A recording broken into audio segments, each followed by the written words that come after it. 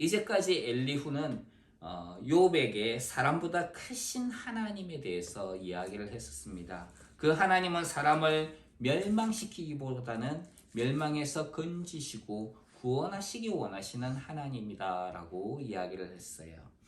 자, 이제 엘리후는 여기에서 지혜 있는 자들과 지식 있는 자들을 부르기 시작합니다. 우리 국어의 문법 중에 보면은 돈호법이라는 게 있어요. 돈호법. 어떤 물체가 없는데 들을 만한 것이 없는데 그 사람의 이름이라든지 그 어떤 청중을 갖다가 부르는 거예요. 그렇게 돈호법이라고 하는 것을 사용하는 이유는 이제 주의를 환기시키기 위해서 그렇게 그 돈호법이라고 하는 문법을 사용을 하는데 1절과 2절에 보면은 엘리후가 바로 그와 같은 것을 사용하는 것을 보게 됩니다. 자, 1절, 2절에 있는 말씀 읽겠습니다. 시작. 엘리후가 말하여 이르되 지혜 있는 자들아 내 말을 들으며 지식 있는 자들아 내게 귀를 기울이라. 지혜 있는 자들아, 지식 있는 자들아 이렇게 이야기하는 것은 이게 이제 돈호법이라는 거예요. 지혜와 지식이 있다는 것은 엘리후가 무엇인가를 이야기를 하면은 깨달을 수 있는 지혜와 지식이 있는 사람들을 이야기하는 것입니다. 지각이 있는 자라면은 엘리후가 하는 이야기를 듣고 판단할 수 있다는 것이지요. 전혀 이제 엘리후는 새로운 이야기를 내가 지금 시작해 볼 테니까 지혜와 지식이 있는 자들은 한번 들어봐라. 지각이 있다고는 사람들은 한번 들어봐라 라고 지금 이야기를 하는 것이지요. 여기서 지혜와 지식이 있는 자는 과연 누구인가? 정말 그 엘리후의 이야기를 듣고 있는 많은 사람들 가운데 지혜와 지식이 있는 사람들인가? 거기에 모여있는 사람들에게 이야기를 하는가? 아니면은 욥과 그 친구들을 대해 가지고 지혜 있는 자들아, 지식 있는 자들아 이렇게 이야기를 하고 있는가? 이거는 이제 정확하게는 이야기를 할 수가 없어요. 그런데 여기에서 만약에 욥과 친구들을 지칭하는 거라면은 엘리후는 너희 지혜 있는 자들아, 지식 있는 자들아 이렇게 이야기하는 거는 이제까지 엘리후는 욥과 친구들이 지혜도 없고 지식도 없다라고 그렇게 표현을 했었는데 엘리후가 너희 지혜 있는 자들, 지식 있는 자들 이렇게 이야기하는 것은 그들을 대해 가지고 비꼬는 거예요. 니네들이 지혜가 있다면서 그런데 왜 모르냐? 지식이 있다면서 왜 모르냐? 라고 지금 엘리후는 이야기하고 있는 것입니다. 자, 그러면은 자, 3절과 4절에 있는 말씀 한번 읽겠습니다. 3절, 4절 시작. 입이 음식물의 맛을 분별함같이 귀가 말을 분별하나니 우리가 정의를 가려내고 무엇이 선한가 우리끼리 알아보자. 엘리후는 지혜와 지식이 있는 자들에게 귀를 기울여라 라고 이야기를 했습니다. 말은 입에서 나오는 것이죠. 듣는 것은 귀의 역할이죠. 입이 음식의 맛을 느끼고 좋아하는 음식과 좋아하지 않는 음식을 분별해서 섭취를 합니다. 그래서 어떤 사람들은 자기 좋아하는 것만 먹어요. 어떤 사람은 자기 싫어하는 건 먹질 않아요. 그걸 뭐라 그러죠? 편식이라고 합니다. 편식하면 안 되죠. 자, 근데 입에서 나오는 말도 좋은 말과 나쁜 말, 그리고 바른 말과 틀린 말이 있다는 것이죠. 그런데 귀는 그것을 분별해서 들을 수 있다는 거예요. 그래서 엘리후의 이야기와 욥의 이야기는 이들이 전하는 잘못된 이야기는 사람들이 일반적인 지식을 가지고도 분별할 수 있는 것이다 라고 이야기를 합니다. 그렇기 때문에 지금 하고 있는 이야기가 정말 맞는 말인지 틀린 말인지 한번 생각해 보라는 것이죠. 5절로 9절에 있는 말씀 읽겠습니다. 5절로 9절 시작. 욥이 말하기를 내가 의로우나 하나님이 내 의를 부인하셨고 내가 정당함에도 거짓말쟁이라 하였고 나는 허물이 없으나 화살로 상처를 입었노라 하니 어떤 사람이 욥과 같으랴. 욥이 비방하기를 물마시듯 하며 악한 일을 하는 자들과 한패가 되어 악인과 함께 다니면서 이러기를 사람이 하나님을 기뻐하나 무익하다 하는구나. 엘리후는 여기에서 욥의 잘못된 말을 하고 있다라고 이야기를 합니다. 내가 의로우나 하나님이 내 의를 부인하셨다. 내가 정당함에도 거짓말쟁이라 하고 하셨다. 나는 허물이 없었는데 하나님이 화살로 나를 상처를 입혀가지고 허물이 생기게 하셨다. 욥의 이 말은 무지와 교만에서 나온 이야기입니다. 사람이 자기가 가진 기준에 의하면 의롭다고 이야기를 할 수가 있어요. 자기 생각으로는, 내 생각으로는 나는 잘못한 게 없다. 그런데 완벽한 하나님 앞에서는 자기는 죄인임을 깨닫게 됩니다. 욥은 하나님의 거룩하심 앞에서 자기 자신을 판단한 것이 아니라 자기가 가지고 있는 인간적인 생각으로 자기의 의로움을 자랑했던 것이죠. 어린아이가 나는 공부할 거 다 했어요 하는 거하고 저기 높은 지식을 가지고 있는 사람들이 네가 공부할 게 다 했다고, 어린아이가 그런 박사라든지 이런 사람들 앞에서 난 공부할 거 다 했어요 이야기하는 거하고 별반 차이가 없다는 거예요. 엘리후는 욥이 사람들에게 하나님은 무익한 존재라고 말했다고 합니다. 물론 욥이 하나님에 대해서 이와 같은 이야기를 하지는 않았습니다. 하지만 욥의 이야기는 이제까지 하나님을 섬겼는데 그 섬긴 결과가 자기에게 이런 고난과 고통이었다라고 이야기를 하는 거예요. 그러니까 다른 말로 하자면은 내가 이제까지 하나님을 섬긴 것이 고난과 고통이 오는 것, 이걸 위한 것이었느냐? 내가 정말 무익한 신앙생활을 했구나라고 이야기하는 것이 되는 것이지요. 사람들이 하나님을 믿어도 자기한테 도움이 되는 것이 없다라고 이야기하는 사람들이 있어요. 어렸을 때에 이제 혹은 주변에서 그런 이야기를 합니다. 교회 가면 밥이 나오냐 떡이 나오냐 이렇게 이야기를 하는 사람이 있어요.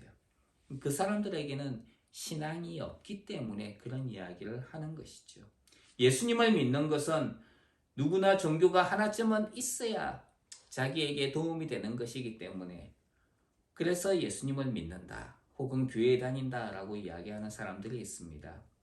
또 어떤 이는 특별히 교회만이 아니라 종교 생활을 굳이 교회가 아니라 종교 생활을 하면은 마음의 평안이 찾아오기 때문에 종교 생활을 하나는 해야 된다라고 말하는 사람도 있습니다. 하나님 없이도 잘할 수 있다고 생각하는 사람도 있어요. 예수님을 믿어봐야 나한테 좋은 것이 하나도 없다라고 이야기하는 그 사람도 있습니다. 예수님을 믿는다고 교회에 가면 시간도 빼앗기고 헌금도 해야 되고 하지 말아야 할 것도 너무 많고 자유를 빼앗긴다는 것입니다. 어떤 사람들은 오늘날 이제 그 청춘 남녀들 중에서는 사람을 만났는데 이 자매가 여자가 남자를 만나길 싫어해요. 남자가 교회 다닌다고. 근데 이 남자가 뭐라 그랬느냐 하면은 교회에 11조를 하기로 잔기는 작정했다는 거예요. 그 이야기를 듣고 이 여자는 교회에다가 11조를 해야 된다고? 그리고 이제 돌아왔어요. 그 친구들을 만나서 이야기를 합니다. 내가 이번에 소개팅을 했는데 그 남자는 교회 다니는 모양이야. 그런데 교회에 11조를 해야 된대. 언제 11조를 갖다가 다 헌금을 하냐고 그렇게 이야기를 했답니다. 자기 걸 너무 많이 빼앗긴다라고, 신앙생활을 하면 자기 걸 빼앗긴다라고 생각하는 사람들이 너무 많은 것이죠. 사단이 사람을 죄에 빠뜨린 이후에 사람들은 하나님을 떠난 독립의 길을 걷게 했습니다. 이것이 사단이 사람을 자기 아래에 둘 수 있도록 하는 데 가장 중요한 역할을 한 것이지요. 하나님을 떠난 사람은 하나님을 떠난 독립의 길을 걸으며 죄에 속하게 되었습니다.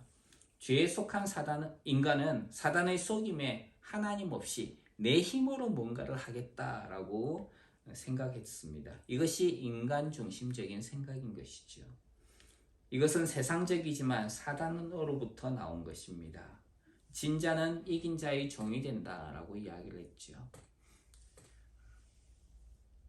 어떤 사람들은 하나님의 세상을 창조하시지만 하나님께서 간섭하지 않고 내버려 두신다라고 말하는 사람도 있습니다. 마치 세상을 자동화 기계처럼 스스로 돌아가도록 하나님이 만드셨다는 거예요. 그리고 하나님은 세상이 어떻게 작동되든지 관심을 가지지 않는다라고 말합니다. 하지만 성경을 보면 하나님은 끊임없이 자기 백성들을 간섭하시고 이끌고 계신 것을 보게 됩니다. 하나님께 대한 순종은 우리를 죄에서 벗어나서 다시 하나님께로 돌아가게 하는 것이죠. 예수님을 믿는 것은 단순히 우리 육신적인 문제가 아니라 우리 영혼의 구원과도 밀접한 관계를 가지고 있습니다. 베드로 사도는 천하 인간의 구원을 얻을 만한 예수님 외에 다른 이름을 우리에게 주신 일이 하나님께서 우리에게 주신 일이 없다라고 이야기를 합니다. 만약 하나님의 아들이신 예수님께서 십자가에 못 박혀 죽는 것 외에 다른 방법으로 구원을 얻는 것이 있었다면 하나님이 정말 헛짓했다, 쓸데없는 짓했다라고 이야기할 수밖에 없죠. 왜? 자기 아들을 갖다가 쓸데없이 죽음으로 내몬 것이거든요. 하지만은 죄의 문제가 아들이 십자가에 못 박혀야만 해결될 문제라면은 죄의 문제는 그만큼 심각한 문제라는 거예요. 자기 아들을 십자가에 죽게 해야만 그 문제가 해결이 되는 아주 심각한 문제가 죄의 문제라는 거예요. 그렇기 때문에 우리가 죄를 가볍게 생각해서는 안 되는 것이죠. 죄는 하나님의 아들이 죽어야 될 정도로 심각한 문제였다는 것입니다. 오직 예수 그리스도 외에는 방법이 없었기 때문에 하나님은 그 아들 예수님을 이 땅에 보내신 것입니다. 그렇기 때문에 사람이 하나님을 기뻐하지만 나에게는 유익되지 못한다라고 이야기해서는 안 되는 것이지요. 10절로 12절에 있는 말씀 한번 읽겠습니다. 시작. 그러므로 너희 총명한 자들아 내 말을 들으라. 하나님은 악을 행하지 아니하시며 정능자는 결코 불의를 행하지 아니하시고 사람의 행위를 따라 갚으사 각각 그의 행위대로 받게 하시나니 진실로 하나님은 악을 행하지 아니하시며 전능자는 공의를 굽히지 아니하시느니라. 하나님은 악과 불의를 행하지 않으시는 분입니다. 하나님은 공의로우시기 때문이시죠. 하나님의 공의로움은 일반적으로 사람들에게 인과응보라는 형태로 나타나게 됩니다. 선을 행한 사람에게는 선한 결과가, 악을 행한 사람에게는 악한 결과가 임하게 된다는 것이죠. 그래서 어떤 사람들은 이것을 권선징악이라고 이야기를 합니다. 선을 권하고 악을 징벌한다는 것이죠. 이것이 하나님께서 세상 가운데에서 드러내시는 하나님의 공의로우심입니다. 그렇다고 선을 행함으로 구원을 받는 것은 아니에요. 이것은 단지 하나님께서 세상을 이끄시는 공의의 방법 가운데 하나지요. 그래서 욥이 지금 고난 당하고 있는 것은 어떻게 보면은 예전에 욥이 이전에 행했던 것의 결과다라고 이야기할 수도 있다는 것입니다. 이렇게 보면은 엘리후는 그 친구들의 이야기하는 것과 좀 그 주장이 별반 다르지 않은 것을 볼 수가 있습니다. 하지만 엘리후는 욥의 친구들이 이제까지 주장해왔던 말들이 그들의 말이 잘못되었다라고 이야기를 했었거든요. 특히 엘리후는 지금 욥과 친구들을 향해 가지고 지혜 있는 자 그리고 지식이 있는 자라고 부르면서 그들의 그 잘못된 지식을 지적하고 있다는 거예요. 그렇다면 지금 엘리후가 하고 있는 이 말은 친구들의 주장과는 전혀 다른 말이어야 됩니다. 부분적으로 보면은 엘리후의 이야기는 친구들과 같은 주장을 하고 있어요. 하지만은 이것은 전체적으로 볼 때에 하나님은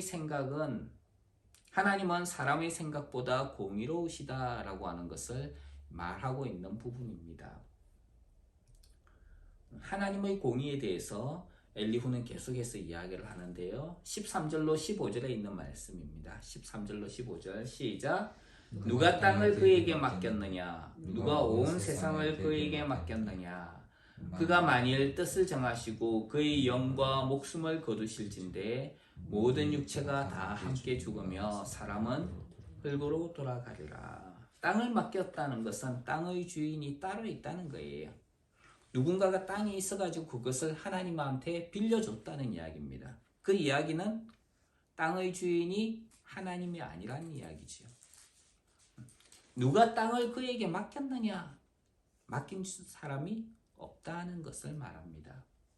땅의 주인은 하나님이시고 하나님 외에는 주인이 없기 때문이죠.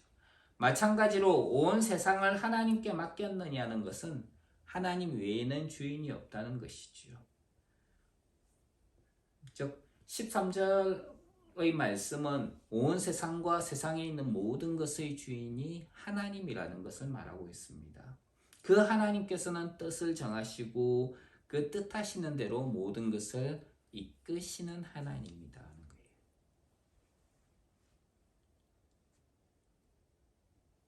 그 하나님은 주인으로서 자기 마음대로 행할 수 있는 분이에요. 근데 그 하나님은 공의대로 행하시는 분이다 라고 이야기를 합니다. 그래서 하나님께서 세상을 창조하실 때에 하나님은 우리가 아들의 형상이 되도록 하기 위해서 미리 예정하셨어요. 미리 정해놓으셨던 것이죠. 그래서 하나님께서 우리를 위해서 이 모든 것들을 이루어지게 하셨습니다. 16절 17절에 있는 말씀 한번 읽겠습니다. 16절 17절 시작. 만일 내가 총명이 있거든 이것을 들으며 내 말소리에 귀를 기울이라. 정의를 미워하시는 이시라면 어찌 그대를 다스리시겠느냐? 의롭고 전능하신 이를 그대가 정죄하겠느냐? 세상의 주인이신 하나님께서 세상을 다스리는 방법은 공의다라고 이야기를 했습니다.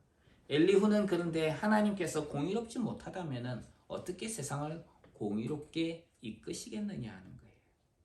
자기 속에 공의가 없는데 어떻게 공의로운 세상을 만들 수 있겠느냐는 것입니다. 하나님은 결코 그럴 수 없는 분이다 라고 이야기를 하는 것이죠. 18절부터 20절 말씀 읽겠습니다. 시작. 그는 왕에게라도 무용지물이라 하시며 지도자들에게라도 악하다 하시며 고관을 외모로 대하지 아니하시며 가난한 자들 앞에서 부자의 낯을 세워주지 아니하시나니 이는 그들이 다 그의 손으로 지으신 바가 됨이라. 그들은 한밤중에 순식간에 죽나니 백성은 떨며 사라지고 세력 있는 자도 사람의 손을 빌리지 않고 제거함을 당하느니라. 엘리후는 하나님의 고귀하심에 비하면 세상에서 인정을 받는 자들은 하찮은 존재라고 이야기를 합니다. 왕과 지도자들, 고관들, 이 사람들은 부자들, 이런 사람들은 하나님의 고귀하심에 비하면 아무것도 아니라는 거예요. 고대에는 왕과 지도자들, 그리고 부자들을 고귀한 존재로 여겼습니다. 그래서 이 사람들의 도덕적인 수준도 아주 높아야 된다라고 생각했던 것이죠. 오늘날도 마찬가지죠. 대통령이라든지 뭐 이런 사람을 이제 선출을 하려고 한다면은 그런 비리라든지 이런 것들이 없어야 된다는 것입니다. 하지만은 이들이 아무리 높은 도덕적인 수준을 가지고 있더라 하더라도 이 사람들은 하나님 앞에서는 아무런 인정도 받지 못하는 존재입니다. 아무리 자기가 능력이 많다 하더라도 하나님 앞에서는 그런 능력이라든지 고귀함 이런 것들이 아무런 소용이 없는 것이지요. 하나님은 사람들이 능력과 권세가 있다고 없는 자들보다 더 귀하게 여기지 않으시는 분입니다. 하나님 앞에서 모든 사람은 차별이 없기 때문입니다. 세상 속에서 유명하다고 해서 하나님 앞에 유명한 존재는 아니에요. 세상에서 인정을 받는다고 해서 하나님 앞에서 인정을 받는 것은 아닙니다. 그래서 성경은 옳다 인정함을 받는 자는 자기가 자기를 칭찬하는 자가 아니라 하나님이 인정하시는 자다라고 이야기를 하고 있어요. 그래서 우리가 세상의 인정이 아니라 하나님의 인정을 받는 사람으로 살아가길 주님 이름으로 축원합니다. 그러기 위해서 나는 내가 하나님 앞에 올바로 서 있어야 돼요. 하나님과 깊은 관계를 가져야 되는 것이지요. 그래서 사람들이 무엇라고 하든지 아침에 일어나면 뭐 해야 돼요? 빨리 나와라! 이런 소리를 듣기 전에 뭐 해야 돼요? 먼저 스스로 일어나가지고 하나님께 기도하고 하나님의 말씀을 보고 그렇게 하루를 시작하는 거예요. 자기 자신을 먼저 하나님 앞에 올바로 세우는 것. 그것이 중요한 거예요. 하나님의 인정을 받는 사람이 행복한 사람이라고 성경은 말씀합니다. 하나님의 인정을 받는 사람으로 살아가길 주님 이름으로 축원합니다. 21절 22절 같이 읽겠습니다. 시작. 그는 사람의 길을 주목하시며 사람의 모든 걸음을 감찰하시나니 행악자는 숨을 만한 흑암이나 사망의 그늘이 없느니라. 고귀한 왕이나 백성의 지도자들도 하나님 앞에서는 아무것도 아니라 그랬습니다. 하물며 세상의 모든 것을 감찰하시는 하나님 앞에서는 악을 행하는 자는 더더욱 피할 곳이 없다는 것이죠. 감찰이라는 말은 감독하고 살피는 것이죠. 하나님께서 감찰하신다라고 할 때에 그것은 사람을 돌보시는 거예요. 하나님은 사라를 피해서 도망가던 하갈에게 오셔서 하갈을 위로해 주셨습니다. 그때 하갈은 자신을 살피고 돌보시고 위로하시는 하나님을 향해서 감찰하시는 하나님이라고 이야기를 했어요. 피조물이 하나님의 돌보심에서 피할 수 있는 곳이 없다는 것은 우리에게 안심이 되는 것 같아요. 하나님께서 우리를 감찰하시고 우리를 보시고 돌보시고 위로하시는 하나님이라는 거예요. 하나님의 그런 돌보심과 위로하심이 우리들의 삶 가운데 늘 충만하고 그리고 그것을 늘 경험하게 되는 우리 귀한 하나님의 권속들 되길 주님 이름으로 축원합니다. 23절로 25절 말씀 듣겠습니다. 시작. 하나님은 사람을 심판하시기에 오래 생각하실 것이 없으시니 세력 있는 자를 조사할 것 없이 꺾으시고 다른 사람을 세워 그를 대신하게 하시느니라. 그러므로 그는 그들의 행위를 아시고 그들을 밤사이에 뒤집어 엎어 흩으시는도다. 법정에서 원고와 피고의 주장은 재판장이 듣고 판단할 것이 너무나도 많습니다. 그래서 많은 증거와 많은 시간이 필요하지요. 하지만은 모든 것을 알고 계신 하나님은 세상을 심판하시는데 그리 오래 생각하실 필요가 없다는 것입니다. 세상의 법으로는 권력 있고 능력 있는 자가 이기는 수도 있어요. 하지만 모든 것을 아시는 하나님은 능력 있고 권세 있는 자들이 자기 잘못을 숨기려고 하는 것을 순식간에 드러낼 수 있는 분이라는 것이지요. 26절로 28절 말씀 읽겠습니다. 시작. 그들을 악한 자로 여겨서 사람의 눈앞에서 치심은 그들이 그를 떠나고 그의 모든 길을 깨달아 알지 못함이라. 그들이 이와 같이 하여 가난한 자의 부르짖음이 그에게 상달하게 하며 빈궁한 사람의 부르짖음이 그에게 들리게 하느니라. 성경은 하나님의 진노가 불의로 진리를 막는 사람들의 모든 경건치 않음과 불의에 대하여 하늘로부터 조차 나타난다라고 말씀합니다. 하나님의 진노의 본질은 죄에 대한 하나님의 거룩한 반응이라고 이야기합니다. 하나님은 악한 죄에 대해서 반응하시는 것이지요. 하나님께서 악한 일을 행하는 권세와 능력이 있는 자에 대해서 진노하시는 것은 그들의 악행에 대한 하나님의 거룩하신 반응입니다. 그렇기 때문에 사람이 진노를 당하는 것은 하나님께서 진노하시는 죄를 가지고 있기 때문에 그래요. 그러면 하나님의 진노를 당하지 않기 위해서는 어떻게 해야 됩니까? 그 진노를 내리게 하는 그 죄를 멀리 던져버려야 되는 것이죠. 권세를 가졌지만 악을 행하는 사람들은 자기의 유익을 위해서 가난하고 약한 사람들의 소리에 귀를 기울이지도 않고 돌보지도 않습니다. 하나님께서 권세와 능력 그리고 재물을 주신 이유는 없는 사람들을 돌보라는 거예요. 하나님께서 나에게 주신 것은 그걸 내가 잘 먹고 잘 쓰라는 것이 아니라 그걸 가지고 내 주변에 없는 사람들을 잘 보살펴가는 거예요. 그래서 하나님이 나에게 주신 것입니다. 그런데 그것을 나만 위해서 사용을 하게 된다면은 하나님의 의도대로 하나님이 원하시는 대로 약한 자들을 돌보고 가난한 자들을 돌보아야 되는데 그것을 사용하지 않게 되는 것이죠. 그렇다면은 그 사람들은 가난하고 약한 사람들은 자기들은 하나님의 도움을 받지 못한다고 하나님께 부르짖게 되겠죠. 그럼 하나님께서 어떻게 하시겠어요? 원래 부자들, 능력 있는 자들, 야, 내가 너희들에게 가난하고 약한 사람들을 도와주라고 준 건데 왜 그들은 안 도와주고 그거 가지고 니네들만 호의호식하느냐? 하나님께서 그들을 징계하실 거라는 거죠. 그래서 내가 받은 것을 나만 누리는 것이 아니라 다른 사람들에게도 전해주는 것이 필요합니다.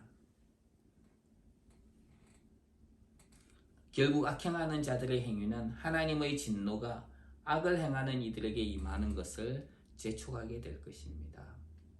29절 30절 읽겠습니다. 시작. 주께서 침묵하신다고 누가 그를 정죄하며 그가 얼굴을 가리신다면 누가 그를 배울 수 있으랴. 그는 민족에게나 인류에게나 동일하시니 이는 경건하지 못한 자가 권세를 잡아 백성을 올가매지 못하게 하려 하심이니라. 모든 것의 주인이신 하나님은 자기 마음대로 모든 것을 할 수 있습니다. 자기 것이니 자기 마음대로 할 수 있는 것이죠. 그 하나님께서 세상을 내가 공의로 이끌겠다라고 할 때에 하나님 그거 잘못된 거예요 할 수 있는 존재는 아무도 없습니다. 하나님 앞에서 하나님을 왜 그런 식으로 하시는데요? 라고 이야기할 수 있는 건 없다는 거예요. 왜냐하면 하나님이 주인이시기 때문입니다.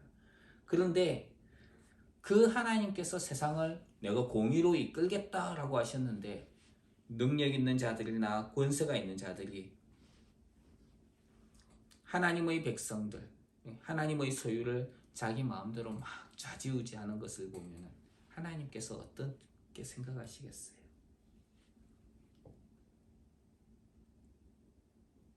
하나님은 고아와 과부를 그 환난 중에 돌아보고 자기를 지켜 세속에 물들지 않는 것, 그것을 경건이라고 이야기를 하셨습니다. 이것이 하나님 앞에서 정결하고 더러움이 없는 경건이다라고 이야기를 해요. 예수님을 믿는 사람들은 경건한 자로 세상 가운데서 살아야 하는 것입니다.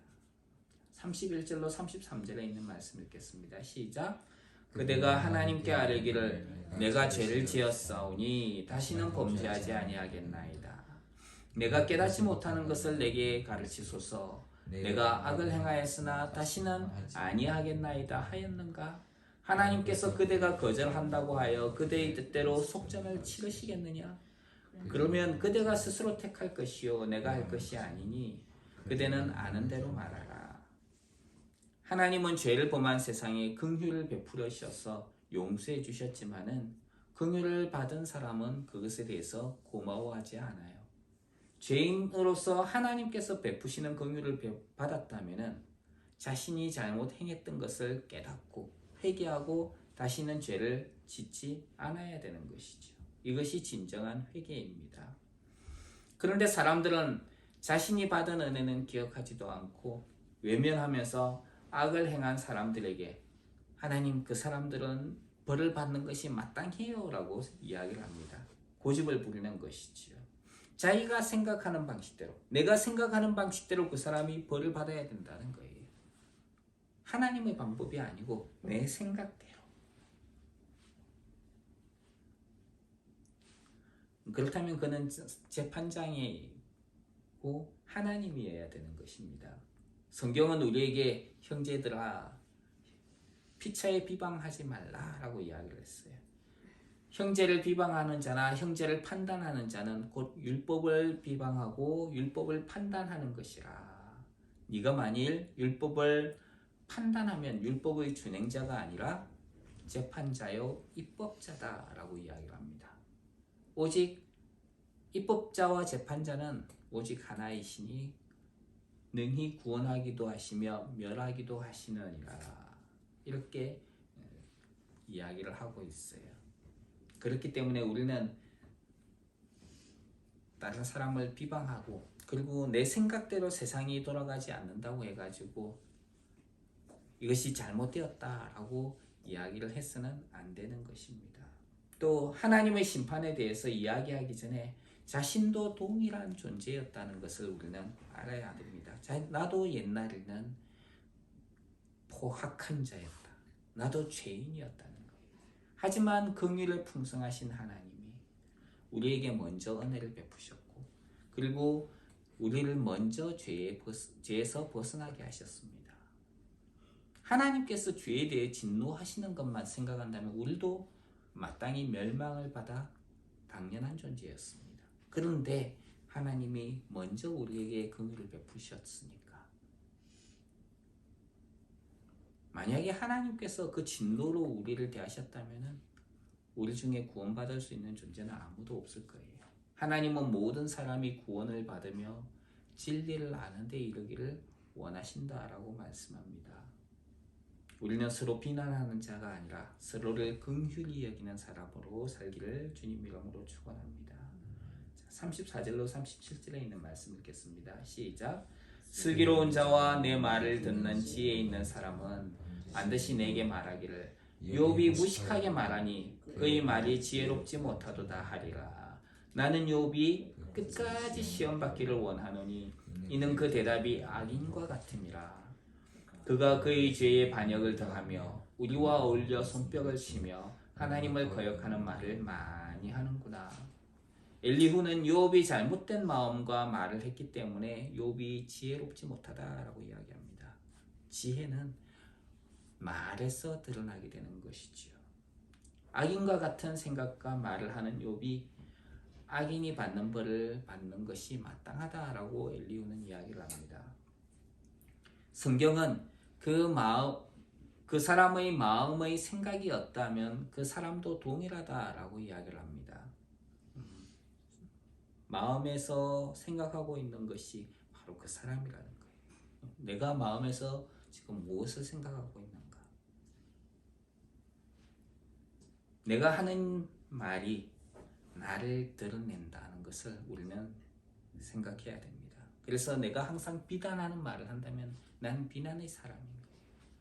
내가 항상 축복하는 말을 한다면 난 축복의 사람인 거예요. 내가 예수 그리스도를 드러내는 말을 한다면 난 예수 그리스도의 사람인 거죠. 우리가 어떤 마음을 가지고 사는가를 생각해 보시기 바랍니다. 옳다고 인정을 받는 것은 자기 자신을 칭찬한 자가 아니라 그랬지요. 하나님께서 인정하시는 사람입니다. 우리가 하는 말이 어떤 것인지를 잘 생각하며 말을 하시기 바랍니다.